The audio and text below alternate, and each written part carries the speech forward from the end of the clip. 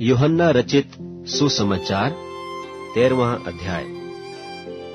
फसह के पर्व से पहले जब यीशु ने जान लिया कि मेरी वह घड़ी आ पहुंची है कि जगत छोड़कर पिता के पास जाऊं, तो अपने लोगों से जो जगत में थे जैसा प्रेम वह रखता था, अंत तक वैसा ही प्रेम रखता रहा।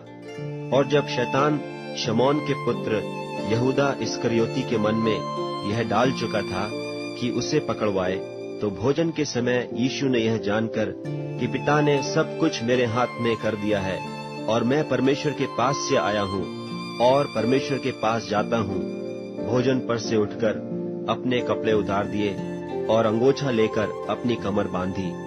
तब बर्तन में पानी भरकर चेलों के पांव धोने और जिस अंगोछे से उसकी कमर बंधी थी उसी से पोंछने लगा।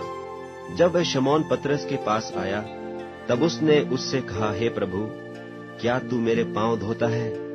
यीशु ने उसको उत्तर दिया कि जो मैं करता हूँ तू अब नहीं जानता, परंतु इसके बाद समझेगा।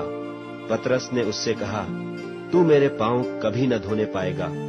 यह सुनकर यीशु ने उससे कहा, यदि मैं तुझे न धोऊं तो मेरे साथ तेरा कुछ भी साझा नहीं। शमौन पतरस ने उससे कहा, हे प्रभु, तू मेरे पांव ही नहीं वरन हाथ और सिर भी धो दे।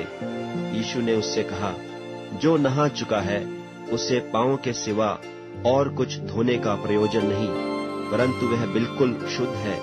और तुम शुद्ध हो, परंतु सब के सब नहीं। वह तो अपने पकड़वाने वाले को जानता था, इसीलिए उसने कहा, तुम सब के सब शुद्ध नहीं। जब वह उनके पांव धो चुका और अपने कपड़े पहनकर फिर बैठ गया, तो उनसे कहने लगा, क्या तुम समझे कि मैंने तुम्हारे साथ क्या किया? तुम मुझे गुरु और प्रभु कहते हो, और भला कहते हो, क्योंकि मैं वही हूँ। यदि मैंने प्रभु और गुरु होकर तुम्हारे पांव धोए, तो तुम्हें भी एक दूसरे के पांव धोना चाहिए, क्योंकि मैंने तुम्हें नमूना दिखा दिया है कि जैसा मैंने तुम्हारे साथ किया है, तुम भी वैसा ही किया करो। मैं तुमसे सच सच कहता हूँ, दास अपने स्वामी से बड़ा नहीं, और न भेजा हुआ अपने भेजने वाले से। तुम तो ये बातें जानते हो, और यदि उन पर चलो तो धन्य हो। मैं तुम सब के विषय में नहीं कहता, जिन्हें मैंने चुन लिया है उन्हें मैं जानता हूँ, परंतु यह इसलिए है कि पवित्र शास्त्र का यह वचन पूरा हो कि जो मेरी रोटी खाता है उसने मुझ पर लात उठाई। अब मैं उसके होने से पहले तुम्हें जताए देता हूँ कि जब हो जाए तो तुम विश्वास करो कि मैं वही हूँ। मैं तुमसे सच सच कहता हूँ कि जो मेरे भेजे हुए को ग्रहण करता है वह मुझे ग्रहण करता है, और जो मुझे ग्रहण करता है वह मेरे भेजने वाले को ग्रहण करता है। ये बातें कहकर यीशु आत्मा में व्याकुल हुआ और यह गवाही दी कि मैं तुमसे सच सच कहता हूँ कि तुम में से एक मुझे पकड़वाएगा।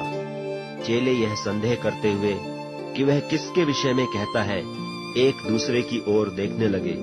उसके चेलों में से एक, जिससे यीशु प्रेम रखता था, यीशु की छाती की ओर झुका हुआ बैठा था।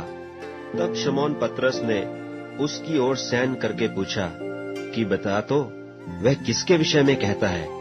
तब उसने उसी तरह यीशु की छाती की ओर झुककर पूछा, हे प्रभु, वह कौन है? यीशु ने उत्तर दिया, जिसे मैं यह रोटी का टुकड़ा डुबोकर दूंगा वही है। और उसने टुकड़ा डुबोकर शमौन के पुत्र यहूदा इस्करियोती को दिया, और टुकड़ा लेते ही शैतान उसमें समा गया। तब यीशु ने उससे कहा, जो तू करता है तुरंत कर।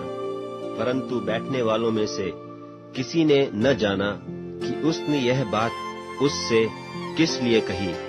यहूदा के पास थैली रहती थी, इसलिए किसी किसी ने समझा कि यीशु उससे कहता है कि जो कुछ हमें पर्व के लिए चाहिए वह मोल ले, या यह है कि कंगालों को कुछ दे। तब वह टुकड़ा लेकर तुरंत बाहर चला गया, और रात्रि का समय था।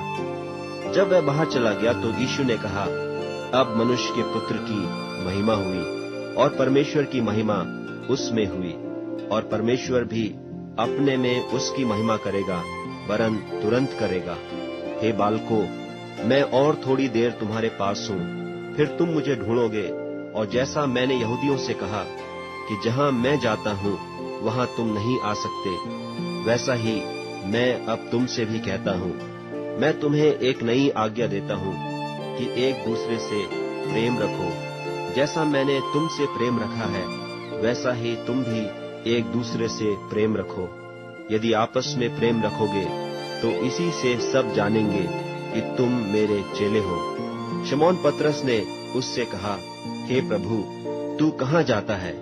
यीशु ने उत्तर दिया कि जहाँ मैं जाता हूँ वहाँ तू अब मेरे पीछे आ नहीं सकता, परंतु इसके बाद मेरे पीछे आएगा। पतरस ने उससे कहा, हे प्रभु, अभी मैं तेरे पीछे क्यों नहीं आ सकता? मैं तो तेरे लिए अपना प्राण दूंगा। यीशु ने उत्तर दिया, क्या तू मेरे लिए अपना प्राण देगा?